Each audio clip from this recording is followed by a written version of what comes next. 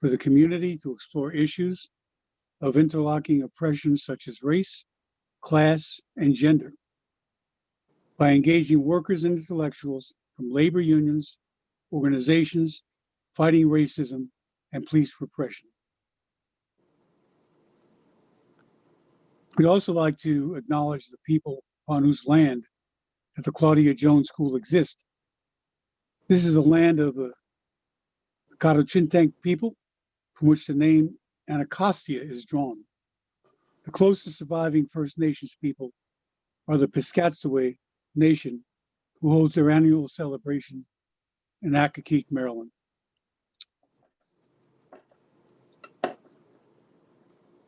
Okay, so a little about Hunter Pitts Jack Odell. He lived from 1924 to 2019.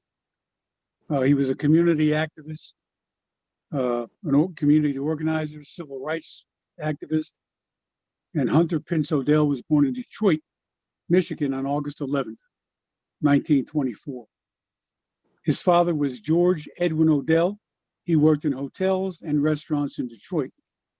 His mother, Emily Pitts Odell, who studied music at Howard University, later taught adults to play classical piano. Odell's grandparents played a pivotal role in raising him during the turbulent times of the 1930s. And he took his grandfather's name, Jack, in order to pay homage to him. Odell's witnessing of racial violence, labor strikes, and social unrest during the 30s led him to his interest in labor and social reform issues. In 1941, Odell left Michigan after high school to attend Xavier University in New Orleans, where he studied pharmacology. He abandoned his studies in order to enlist in the Merchant Marines and fight in the United States during World War II. It was during this period that he became exposed to a variety of progressive and radical thinkers.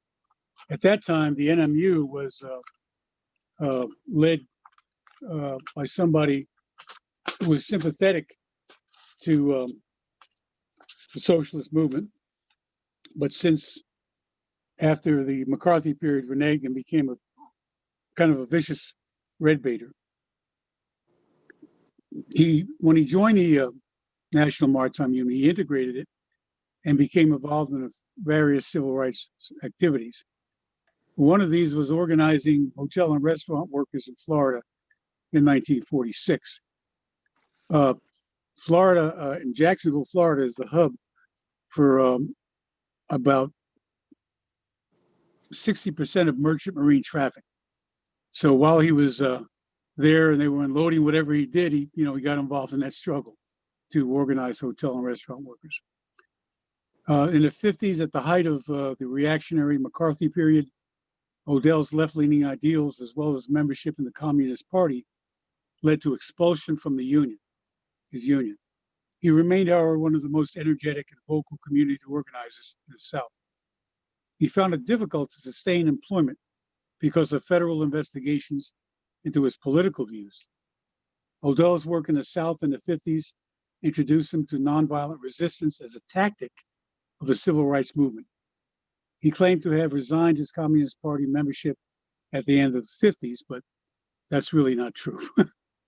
While involved in planning the 1959 Youth March on Washington to integrate the schools, Odell became acquainted with major civil rights leaders and strategists such as Martin Luther King, A. Philip Randolph, Stanley Levison, and so on. Odell joined King's Southern Christian Leadership Conference and was very active in planning its successful Birmingham campaign in 1963, a historic campaign. Odell's involvement, however, allowed opponents to smear the entire movement as communist because of his membership in the Communist Party.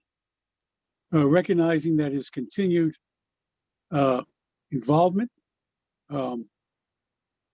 with King and the Southern Civil Rights Movement would continue to be a problem for SCLC, he resigned from the organization late in 1963. After that resignation, Odell wrote for Freedomways, a political journal dedicated to Black freedom struggles worldwide. Odell continued to be a political activist. He spoke out against the Vietnam War, supported Eugene McCarthy in the late 60s, and worked on the Jesse Jackson 1984 presidential campaign. He was also involved in a number of civil rights and community organizations and organizing events in New York and other cities across the United States. Odell and his wife, Jane Power, lived in Vancouver, British Columbia.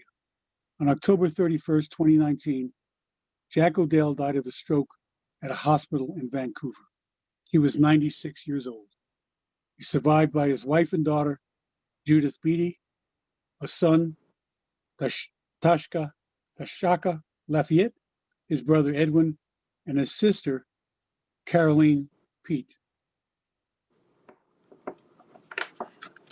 So that's a voluminous history of a man who was, to say the least, very involved. And there's some great pictures of him, even in 2019 of October in Vancouver with all his siblings and relatives and whatnot. So, you know, basically he was a central cadre of the movement. He wrote a recent book called Climbing Jacob's Ladder, which is edited by Nicole Paul Singe, and is witness to his centrality of that time. So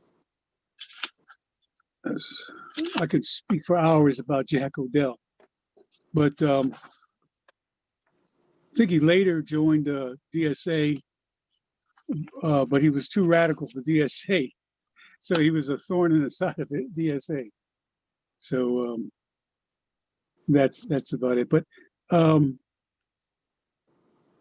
there's so many different books about Jack Odell. The famous one is by Michael Zweig, Z-W-E-I-G. It's called Jack Odell, The Urgency of Now. It's published by the State University of New York at Stony Brook. So those are some of the things. So I'd like to entertain some questions. I'd first like to introduce some people if I can. First is Nikin Pal Singe. He's a professor of social and cultural analysis and history at New York University. He was a founding faculty director of the New York University Prison Education Program, a historian of race, empire, and culture in the 20th century United States. Singe is the author most recently of Race in America's Long War. He's also the author of several award-winning books: Black is a Country, Race and the Unfinished Struggle for Democracy. And a new book is called Exceptional Empire, Race, Colonialism, and the Press.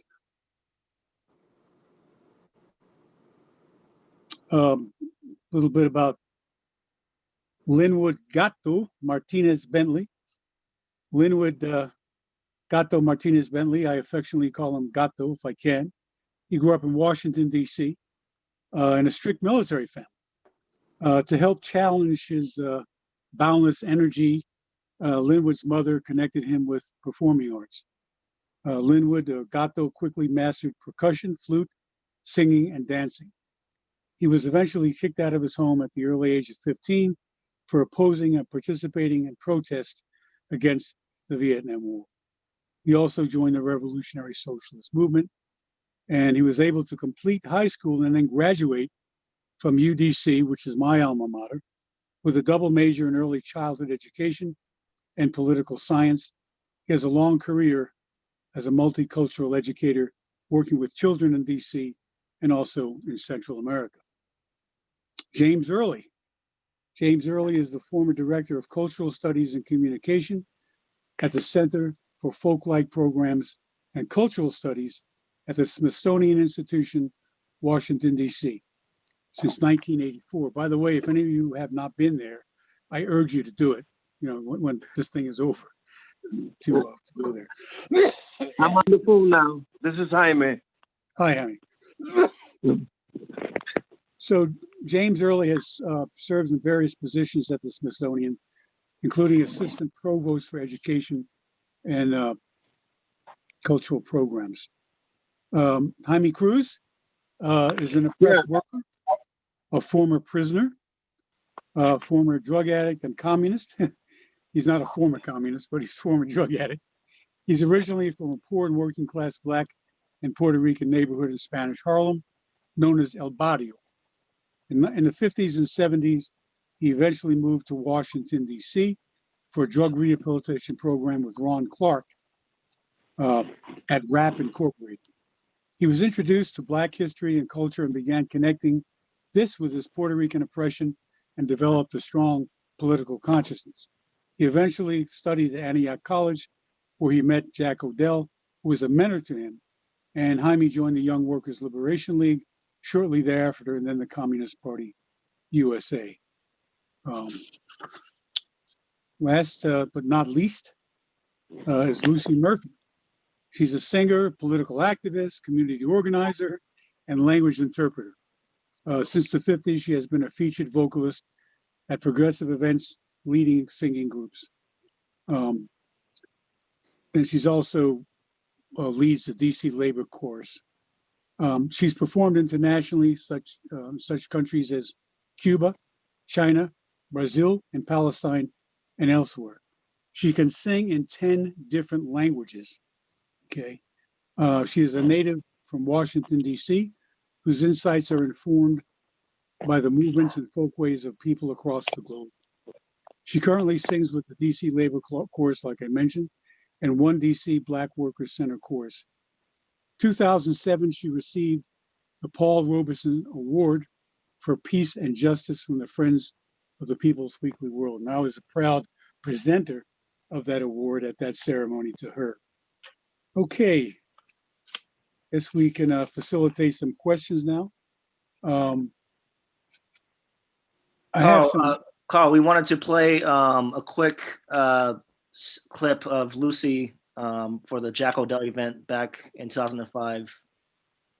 Sounds great. Play that quickly, then we can move on to the remarks from each panelist. Okay, that sounds great. Thank you.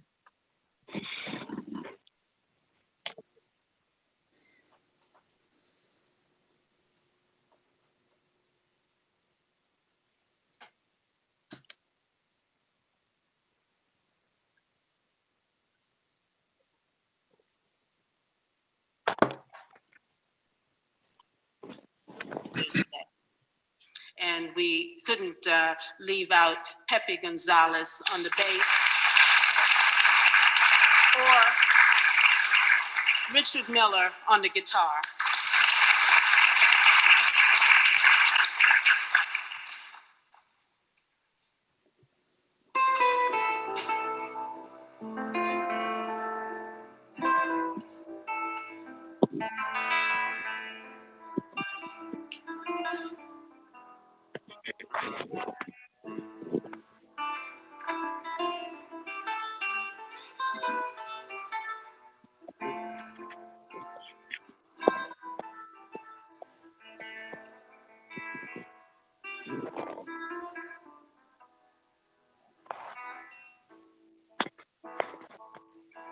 My children are hungry,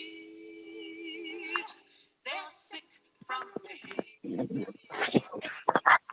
While I pick the crop for others to eat, and you take my money, you think I don't see, you use it to fire on women like me. My children are ragged, their bodies are bare, while I sew the clothes for others to wear, and you take my money, you think I don't see, you women like me. I live in a dump. My landlord's no good. While I clean the house in a rich neighborhood, and you take my money. You think I don't see. You use it to fire on women like me.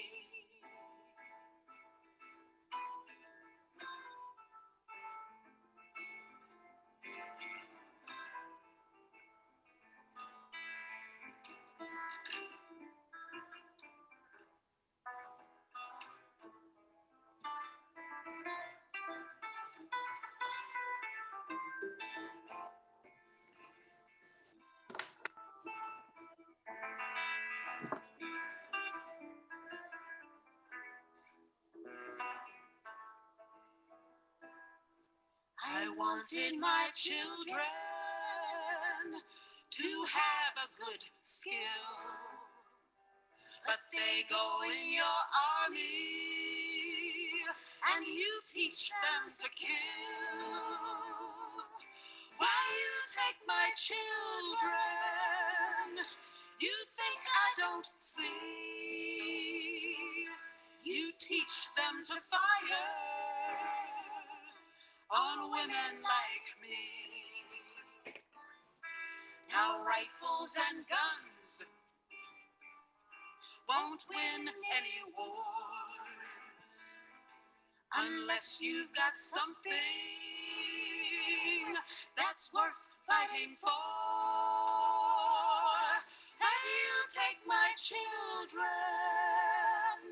You think I don't see. You use them to fire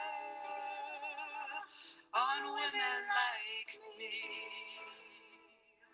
But you take my children.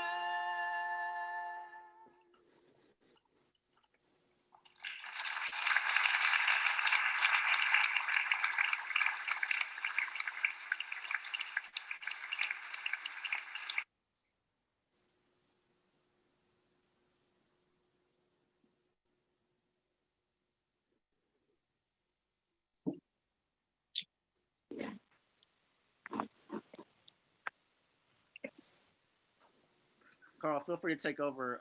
I believe Gato had a spoken word that he wanted to start off the event with. You say Gato wants to start off with spoken word? That's right. Okay, I can hardly hear you. Can you hear me, Cole? I hear you now, buddy. Go ahead, man.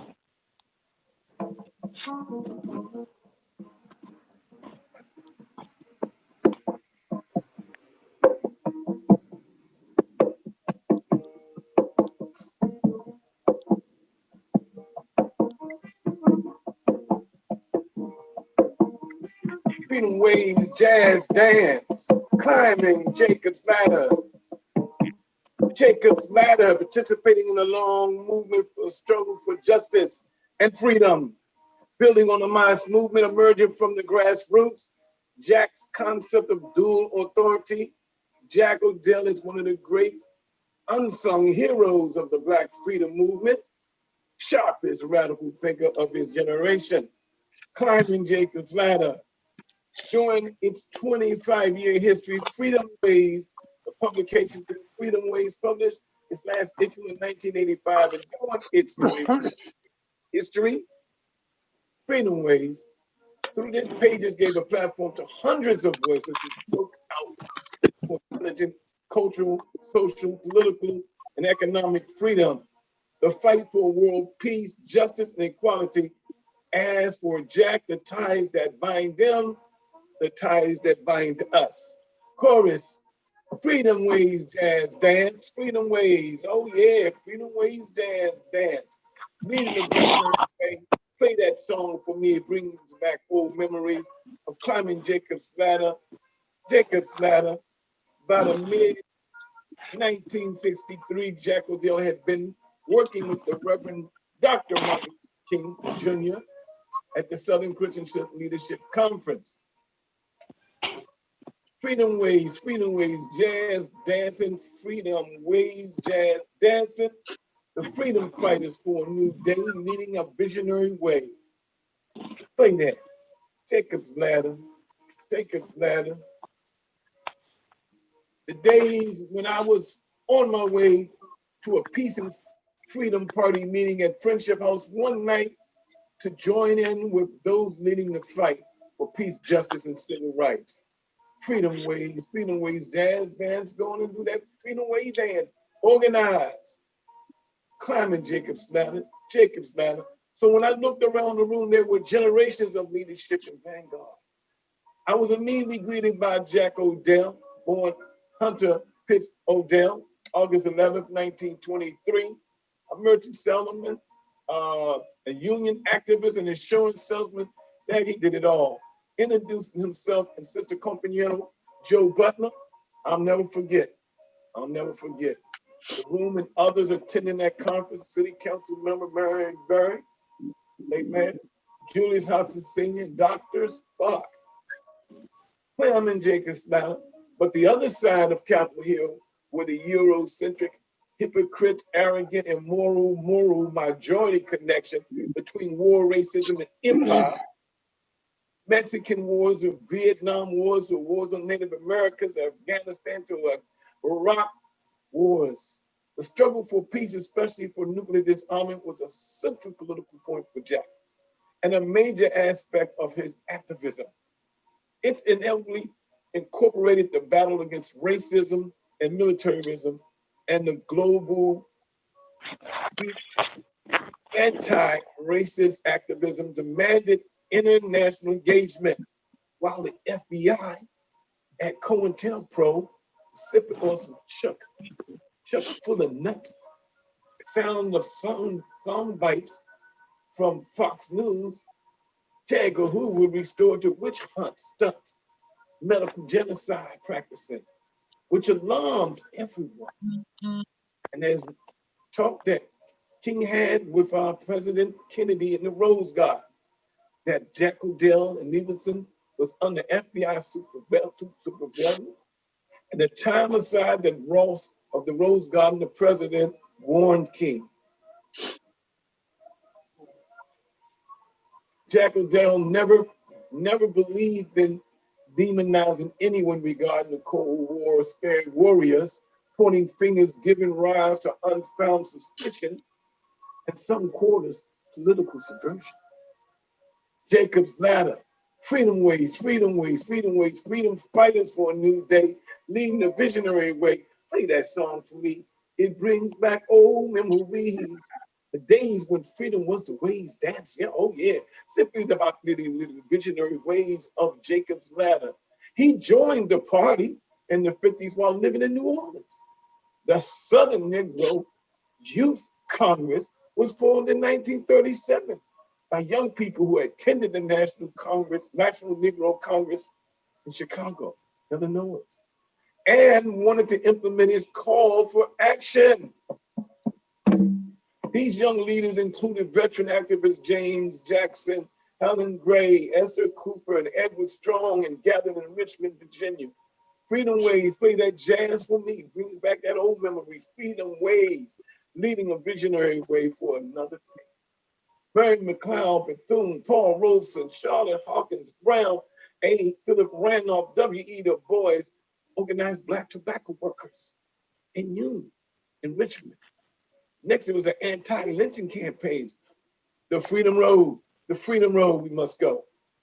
That's right, SNYC inspired generation of African Americans, including Sally Bell Davis, the mother of Angela Davis, and Julian Bond Sr., to become political activists like James Jackson.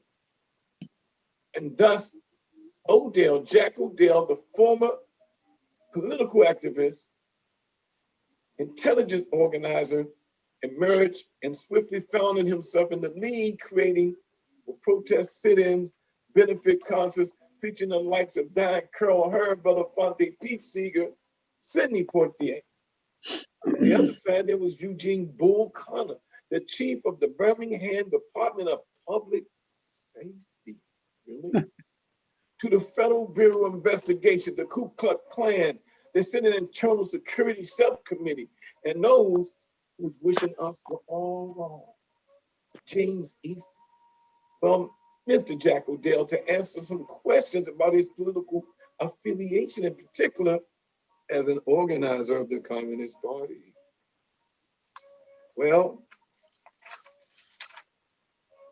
I'm called to Eastman an enemy of the Negro people and an avowed one.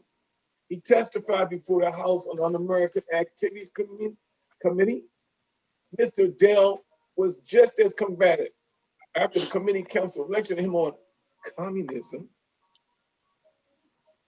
Mr. Dell said, I'm wondering, do you know as much about the subversive activities in this country that beginning with slavery of the Negro people and have been going on for over 300 years, including the Jim Crow system that's been in place ever since the Civil War ended.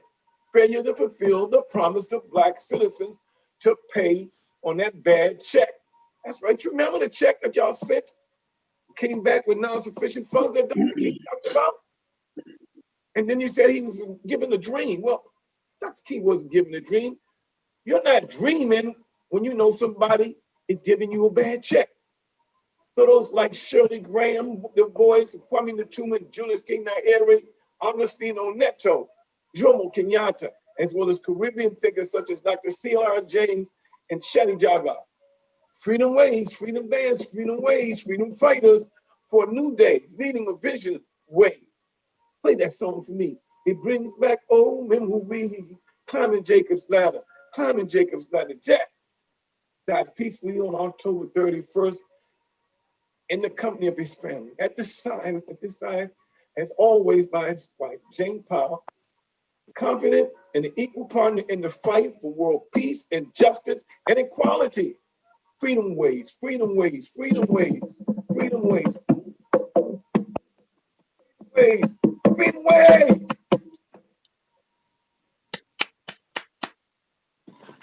Excellent.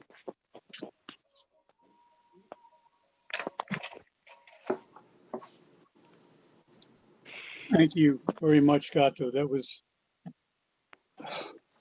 beautiful. Too less of a description to describe it. It was fantastic. Thank you. I knew Jack when I met him at that meeting. He told me to go somewhere. I mean, you know, up in Mount Pleasant area. I never really had been up there. So I get there, I see some cats out there working on the building. One was Arturo Griffin, the other one was Jaime, Conrad Jaime. And they say, I said, I thought the Panther Party was here. I was going to get some Panther papers for Southeast. He goes, no, but the YWL is here now. I said, what? So I go in there and started a long relationship and thinking all the comrades, you know, here now and some who are ancestors, I want to give all the praise to them and all the love to them. Jack was always innovating me. He helped me also get cool, by the way, Miss Memos Brigade. But and I liked his way of loving jazz because it was like his style, laid back and cool, kind of like Miles Davis. And I found one thing that he gave me, but some other things I lost on the road, you know, on our road to socialism. But I had this book from 1974, Freedomways, which Jack was often an editor, just wrote all kinds of stories all over the place. I'm telling you, if he couldn't do it, I don't know who's going to do it, but I want to say I miss him. I know the last time I saw him, he gave me a big hug, and he was like proud of me, like I was one of his children. And I always will love him and thank him for this. And I also would thank for all the revolutionary people that are out there that had an opportunity to meet Jack or speak with Jack or be in one of his classes. He was just a joy. He was just a joy, and he had stories.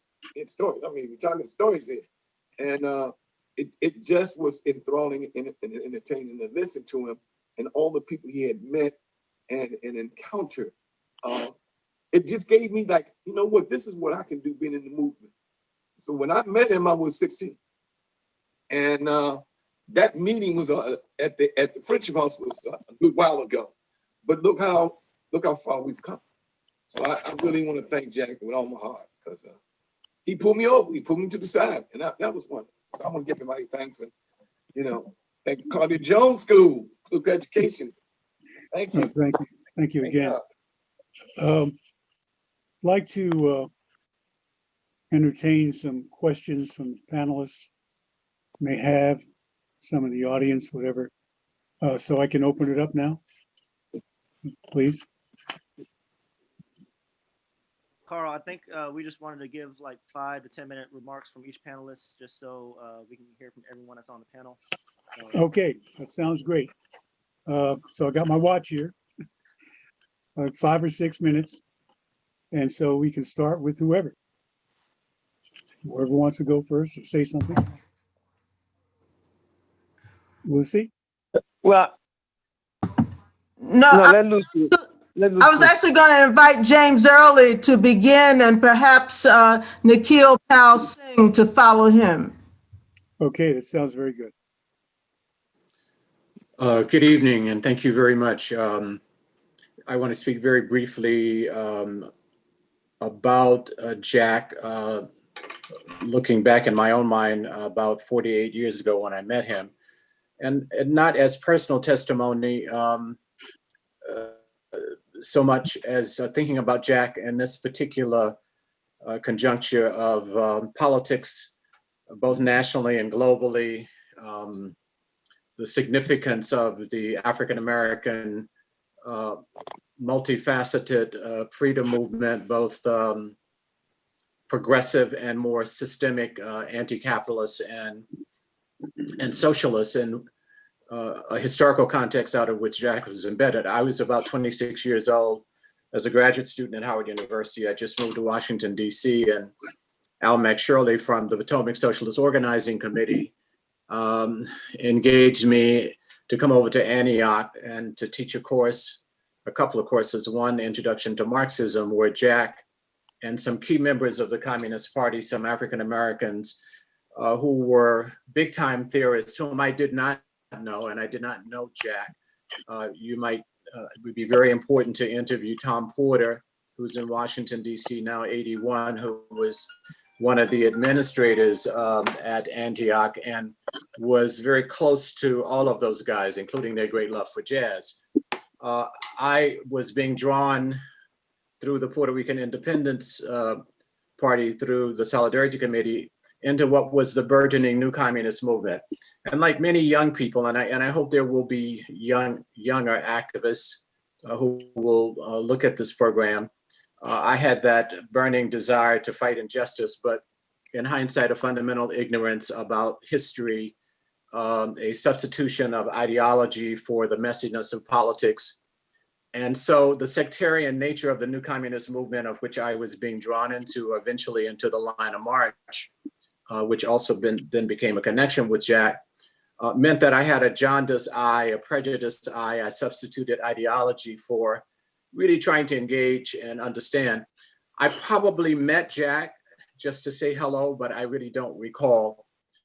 When I really first began to engage him, I knew about him, and of course the sectarianism, the Maoism that informed the new communist movement, although I wasn't sure I understood what Maoism really was.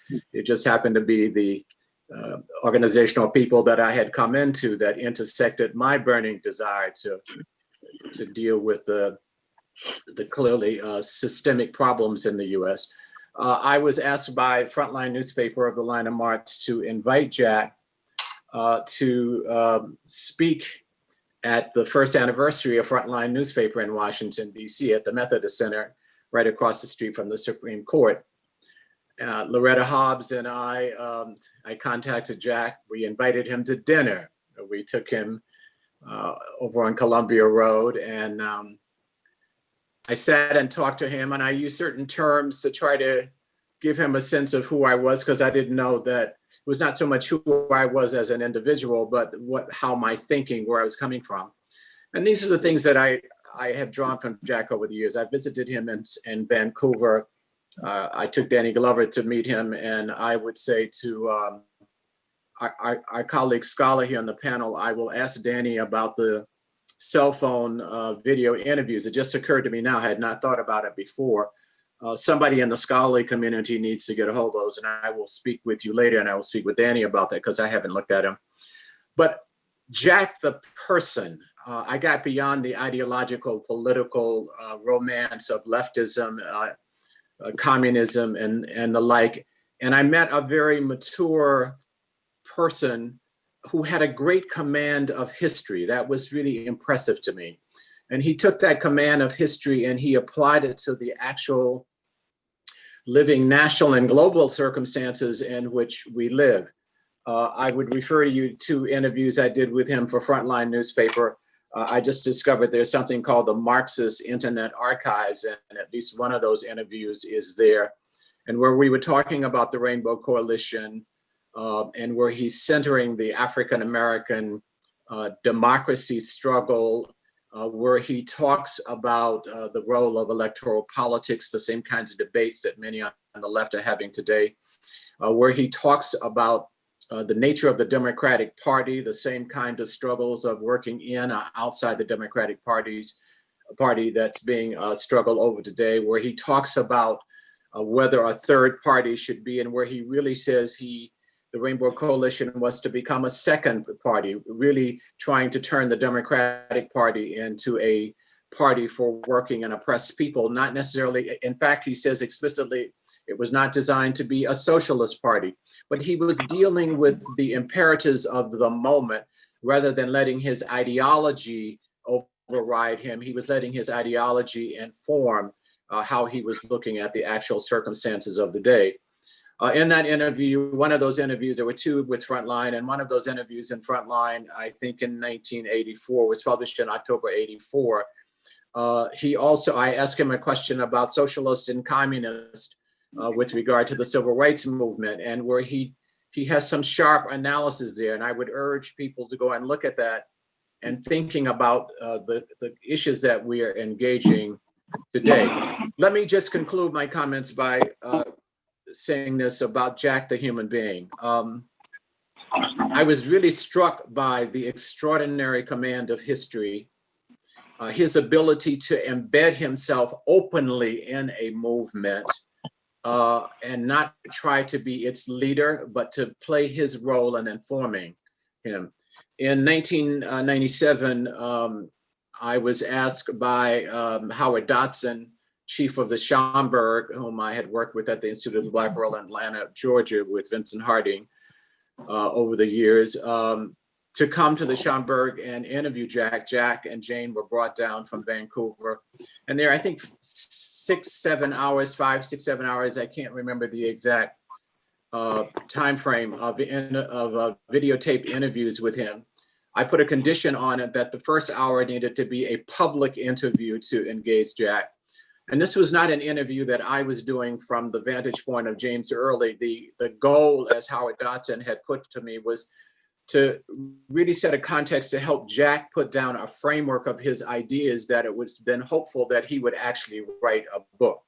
So that interview is really what Jack sort of outlining his life rather than my interviewing him in the way that you will probably find an interview in the Tamament Library of Communist Party oral histories, where I think we'll get into a deeper analysis of Jack and movements. So I just want to leave us with the thinking of Jack, the historian, who took history and tried to apply it to the material circumstances in which he was actually living, who was a communist, who said to me in the Schomburg interview that when I saw the Negro civil rights movement coming, I knew it was the proper organizational context for the advancement of the Negro freedom movement. He didn't say he stopped being a communist, but he had a view of what was the organic expression, the cutting edge expression of mass people's consciousness at that time, and that through that process they would develop. So it is Jack the historian who was a communist, but who really put his tools of analysis as the foreground, and Jack the humble human being who was always welcoming. And he looked right over my youthful sectarianism and said, yes, I will come and speak at the Frontline event.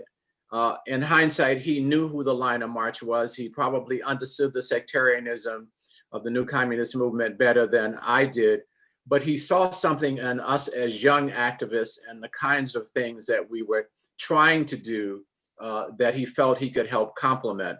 And so it is those two contexts that I want to leave us with thinking. And I would refer you to those documents. And Lucy's introduction song, that is something I invited Jack to come and do the Martin Luther King lecture when I was acting interim director at the Anacostia Museum at the Smithsonian, and where he talks about the radical Martin Luther King, which is another really informative insight of him as a historian, and him situating the cutting edge nature of the civil rights movement at that time.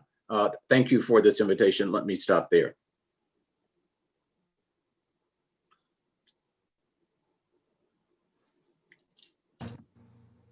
Thank you very much. Thank you, James Earley. And I would like to give at least 5 of my 6 minutes to Nikhil Pal Singh.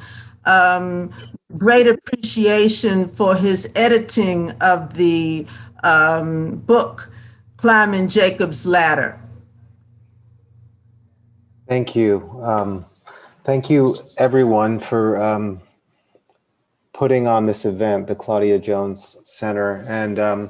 And thank you, all of you, for coming and sharing your memories of Jack and your experiences with him. I encountered James Earley's long interview with Jack in the form of a transcript. Jack showed it to me soon after I started working with him, and it was a tremendously valuable document. And I think we should give some thought to continuing the gathering together of the documents of Jack's life and what he left behind.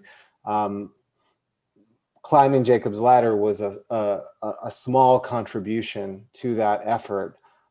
As James said, Jack was trying to write his own story and to tell the story of his life, which was so vast and so epic in so many ways. And I encountered him. I met him for the first time at his 80th birthday in Vancouver. I was living in Seattle at the time. And for the last 16 years of his life, I probably saw him about 4 or 5 times a year as I drove up from Seattle to spend time with Jack and Jane, and have a lot of interview material myself on these little tapes that I don't think work in any machines anymore. So I'm going to have to figure out how to get some of those transcribed. But we spent time talking about his life, and I just want to echo my sense as someone who was trained to be an academic historian of what an extraordinary historian Jack was. He not only had a tremendous recall of his own experience and the movements that, as James said, he had been embedded within, but he had a sense of the context and the broad sweep of history that he was involved in while he was participating in it. And he was constantly reflecting on the movements of history. It's very, very hard to lose someone like Jack at this juncture in the history of the world as we encounter it now.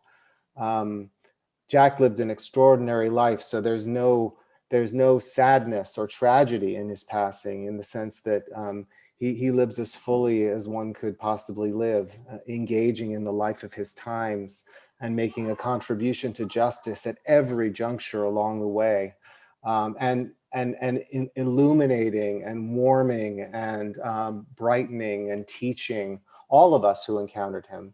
And I know there are many out there in the audience tonight who worked with Jack and had experiences with Jack that were much more direct than mine, since I in some ways encountered Jack in the last reflective period of his life, and tried to do some work as a historian myself to gather together some of that so that it wouldn't be lost. And I think gatherings like this also help us to kind of continue to remember and to remind ourselves of what he taught us and of what the movements he participated in so centrally teach us to this day.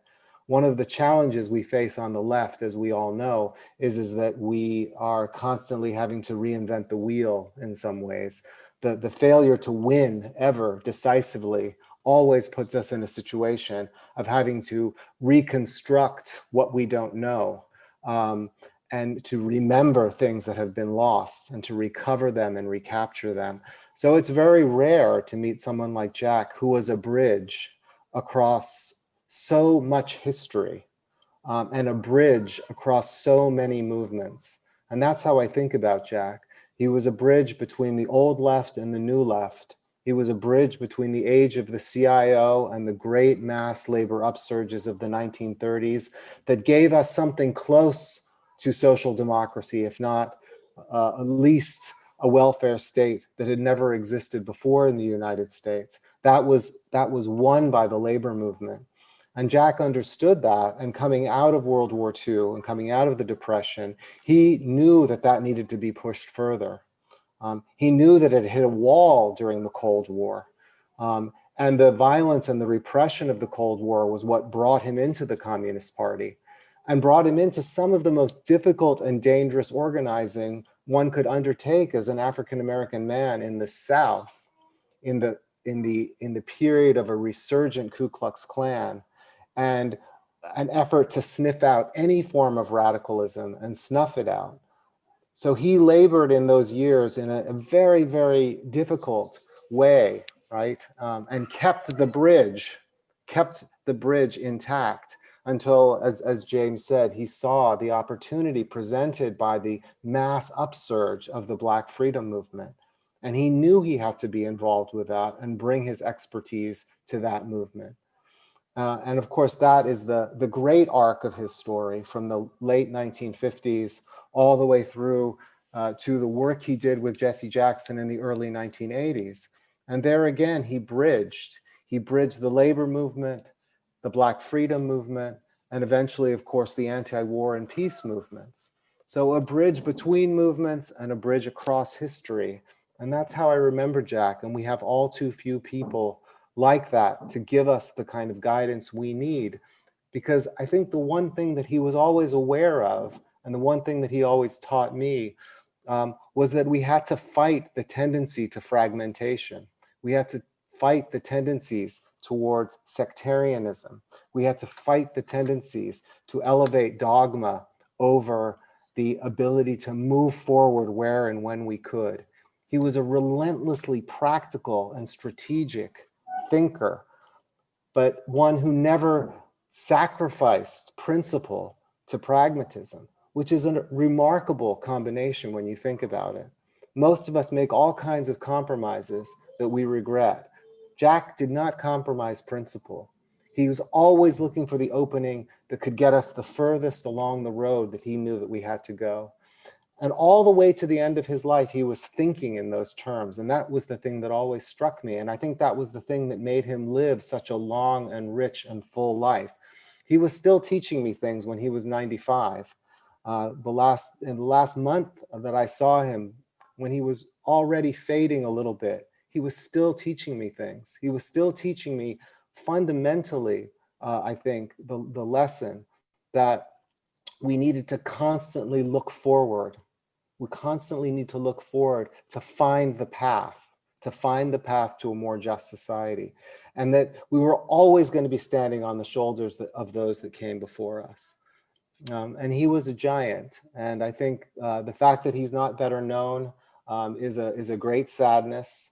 And I think we all owe it to him to continue to talk about him and read him and teach his work.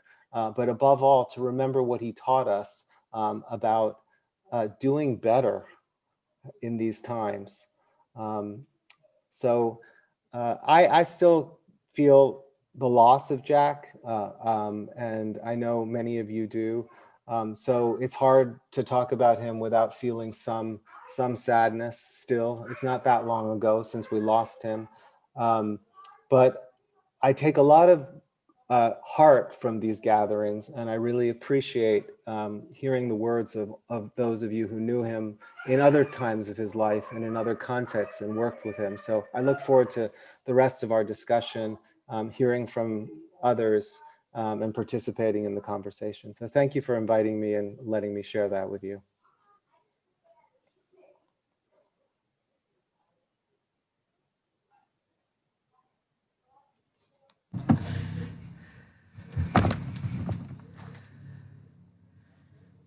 Jaime?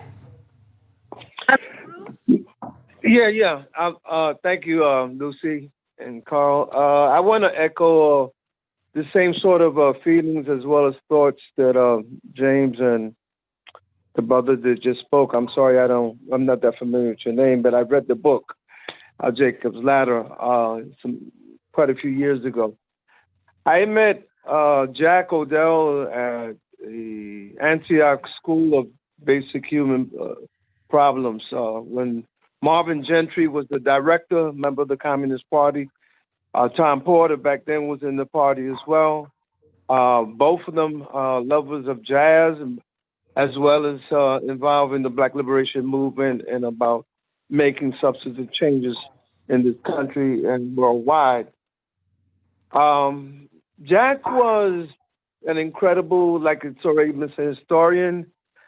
I remember him telling me stories when he was a longshoreman that as his comrades or co-workers were out and about, whenever the boat settled at a pier, they were hanging out, drinking and all that. Jack spent his time in a qualitative way, going to the libraries and reading history of those particular countries that he was visiting when he was on land. He was a great teacher. He didn't necessarily give you the answer. He would ask probing questions.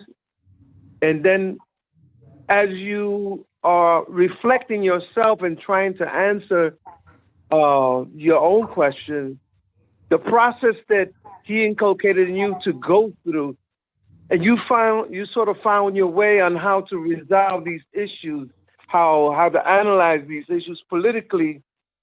And basically, he guided you through the process so that you can come up with your own answers.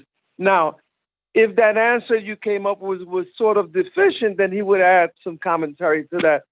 But he was a wonderful human being, wonderful teacher, loved folks, but he particularly loved youth. He was always there, ready to give his all, because he can sort of see himself in that person, and I guess remember how it was back then, the challenges of his day. And so I think that was there was mention about a bridge between generations, not only histories, but generations as well. It is a shame that these stories that we are telling and sharing, there's many people that Jack touched their lives in a very impactful sort of way. And that we need to reconstruct these memories and put them in a form of a book or something similar to that. But these stories can hopefully come up with some sort of books on the important role that Jack played in history, in the Black Liberation Movement, in the peace movement, in the anti-freeze movement, in the Rainbow Coalition, that I continue working with him in the Rainbow. And in the beginning, in 1984, the convention in North Carolina, there was an injustice that was going to happen with respect to the immigrant populations, members who were Latinos and Haitians and Africans who were there. They were basically, it demonstrated some really deficient thinking at that time on the part of the Rainbow Coalition leadership. I exclude Jack Odell from that and maybe a few others. And it wasn't until we organized and almost struck then that we was not going to allow the plenary session to take place because of this question about citizenship. I said, well, these undocumented workers may not have citizenship, but they certainly are organizing, mobilizing, putting up posters, getting the word out, giving money. So we have to make a reassessment of that. And that chauvinism that was manifested there, we beat that back. And it was sort of a training or an opportunity that was available to fight against those kinds of tendencies, you know, that national chauvinism. And so it was a learning moment for a lot of folks. I adore the brother. I learned so much from him. I miss him a great deal. I learned and I'm still learning every time I read anything about Jack Odell, anything he wrote when he was one of the primary editors of Freedomways magazine. I had the complete collections of all of them when it first started in '68 until it ended in 1985. And he was a consummate organizer. He was an incredible human being. And thankfully, he lived a very long, rich life, you know. So many generations have been rewarded with his knowledge, with his information. And hopefully, those folks that he touched are now, in some way, somehow involved in the movement, trying to make this world a better place. I'll leave it there. Actually, Jaime, did you have anything else you'd like to say about Antioch? Because a lot of people don't know about Antioch or all the yeah. Antioch was a very interesting school. It was an outgrowth out of Yellow Springs, Ohio. It was very well known for developing Marxist-Leninist thinkers, students, and this was during the student movement at its peak. And in Antioch, you had great organizers who became organizers that we all know, like Damu Smith, Kenneth Jones, Audrey Hare, Benito Diaz, myself, and many, many others who I can't recall right now. So it was an institution of empowerment where we really came to learn the subject matter that was being taught, but we came to with a lot of questions on organizing that we were doing already, on solving issues, on resolving those issues. And so it was a school, very dynamic, one of the most multinational, multiracial population of students that I've ever been involved in. It was very rich and challenging. But it was a wonderful experience. Anyone that went through the doors of Antioch back then, the law school as well, produced a lot of great lawyers here in D.C. who went back to either stayed in D.C. for a while, but went back home where they came from and became, you know, committed lawyers or committed folks in the movement. Wherever that landed them, whether it was around international solidarity, peace, women's struggle, gay rights struggle, housing. And it produced quite a bit of people that are still in the movement today.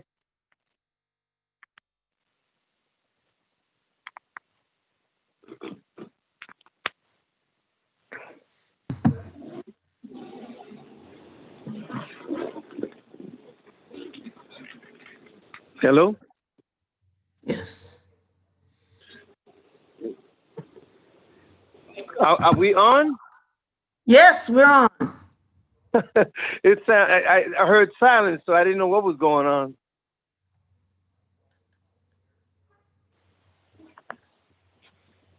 How about you, Lucy? Yeah, I think maybe historically, maybe I should go next. I did not meet Jack when he worked with Dr. King. I read about it later. I did not meet Jack at Antioch, although I met a lot of Antioch students in organizing. And I'm not sure if I met Jack through Josephine Butler or George B. Murphy Jr., who had the Paul Robeson Friendship Society, with a number of, cultural events and receptions where I used to sing. And we're really fortunate to have on the call tonight Ellen Siegel, who organized with a lot of Arab students and Iranian students for Palestinian rights. I think that may be how I met Jane Power and Jack Odell, because I sang for Palestinian rights too. But what I really remember was when Jack would call me to sing for the push, People United to Serve Humanity, led by Jesse Jackson, and Jack was working with Jesse. I remember we had a jobs demonstration in front of the Capitol for jobs, peace, and justice. And I was, a young person looking at the revolutionary wave that had been that had been moving in the country.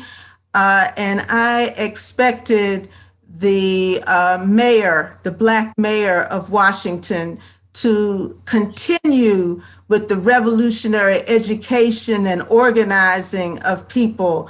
And I saw that instead we had, people coming out of SNCC, coming into the government and just kind of trying to find ways for us to fit into this system the way it is.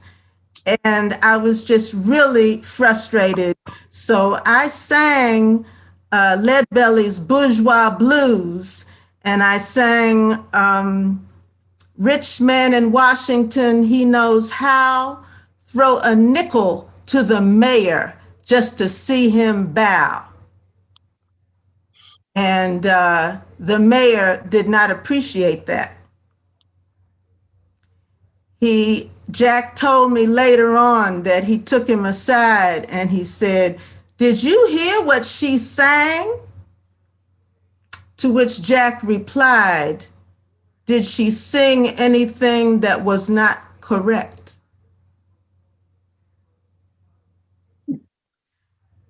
Now, some of us are old enough to remember whiteout. It's no longer used, right? But I remember seeing lists in the DC government where my name had appeared, and I saw it after that, and my name was whited out.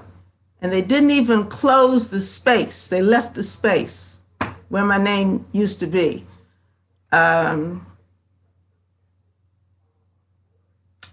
That was, yes, Washington is a bourgeois town.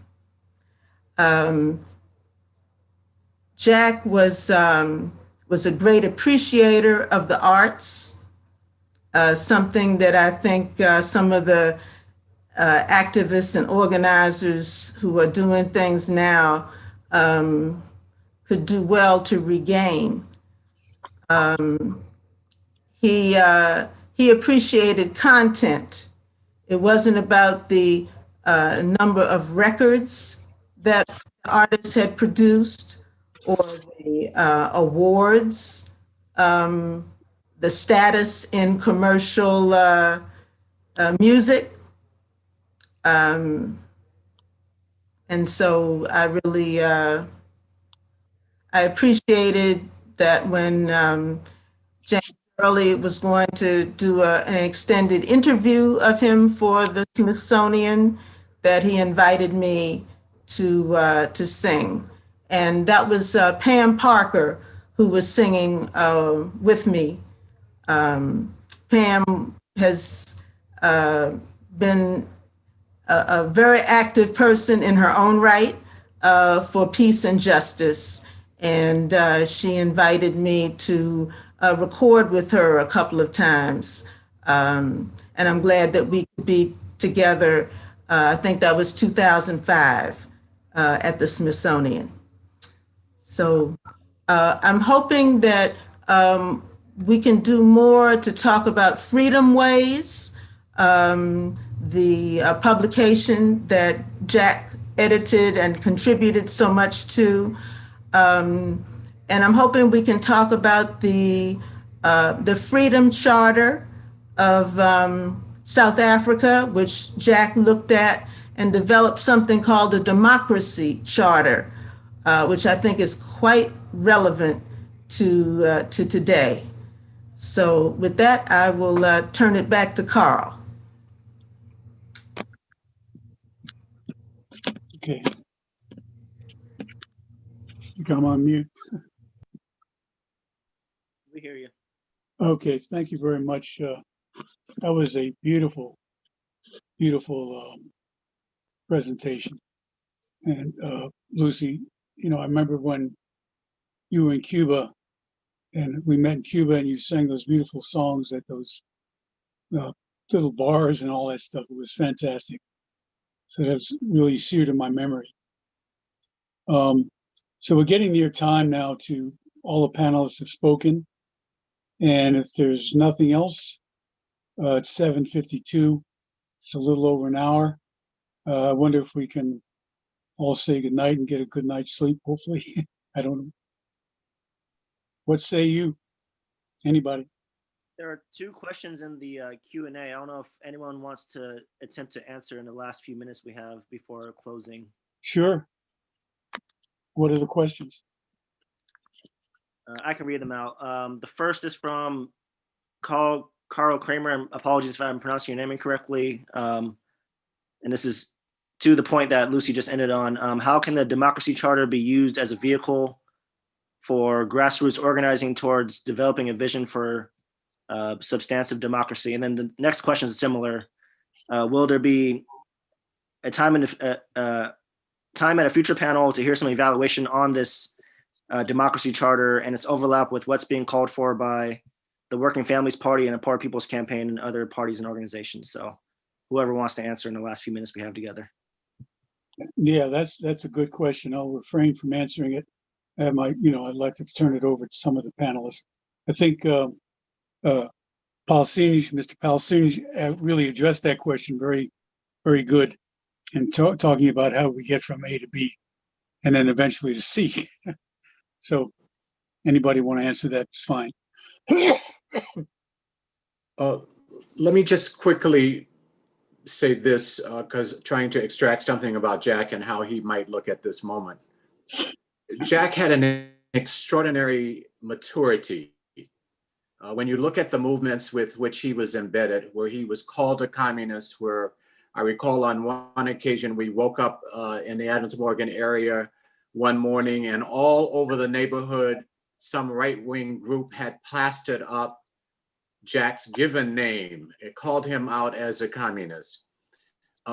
Jack could be embedded in a number of people, and with his ideological perspective, much more mature, his sense of capitalism, his knowledge of socialism, but he was able to calibrate his offering where he saw the cutting edge at the moment.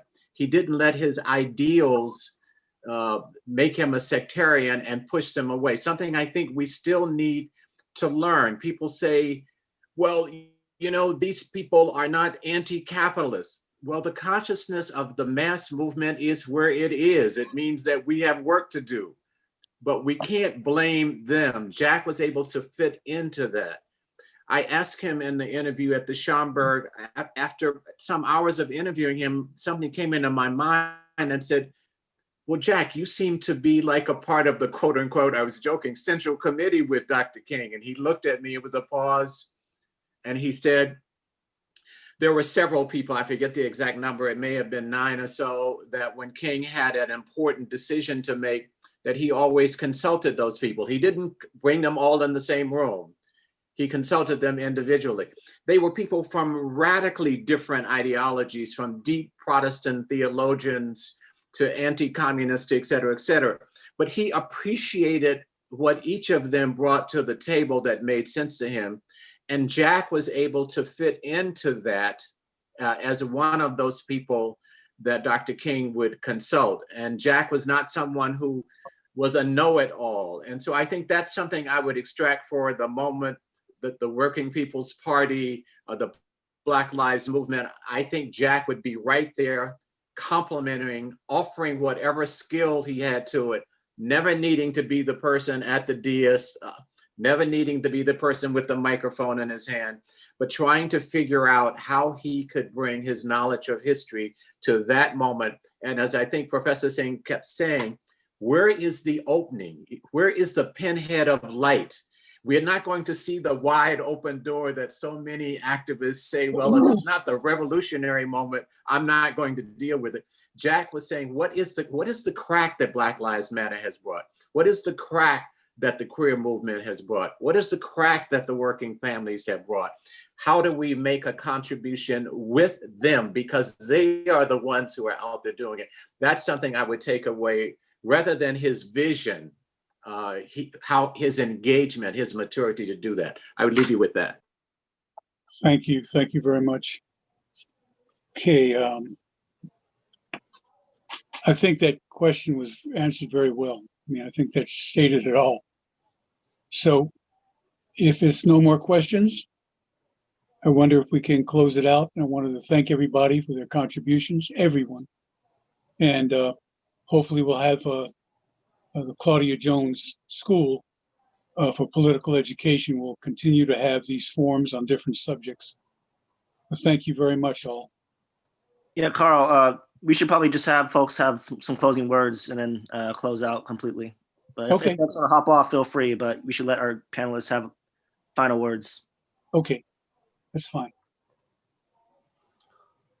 I'll say something as a final word, which just connects back up to the Democracy Charter and to the idea that Jack understood himself to be part of a radical American political tradition that really extends all the way back to the struggles against slavery, the struggles of fugitive slaves, the struggles that led to the Civil War, the struggles of radical workers for a living wage. I think that the term democracy is the one he seized upon in the end, and it was one of the last things he wrote, because I think he understood it has a lot of currency in the United States. It is the term that we use to understand our capacities to govern ourselves towards collective flourishing. But our democracy has been traduced, it's been limited, it's been subordinated to the imperatives of capitalism, to the imperatives of elite government. And he wanted to wrest that term back and to think what it would mean for us to take over the term democracy and to subordinate the capacities that we have created collectively for human flourishing. And that's clearly what we have to do now. And Jack had the broadest vision that you could have, but it's also the one that we need. And we have to start now thinking about how we, again, reconstruct the movements that have fragmented towards the true ambitious horizon that I think he always set for us. That's it for me. Thank you. Okay. I want to thank each and every one of you, everyone. And again, hopefully we'll have this another forum sponsored by the Claudia Jones School of Political Education on different subjects, and hopefully we have the same amount of participants that we had tonight. Good night. Good night. Good night. Good night. Thank you. Thank you. Yeah, take care, comrades. Good night. Thank you very much. Venceremos. Venceremos.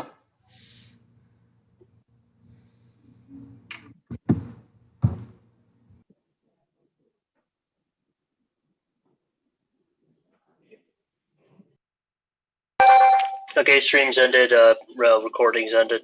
So, all right, take care. Thank you.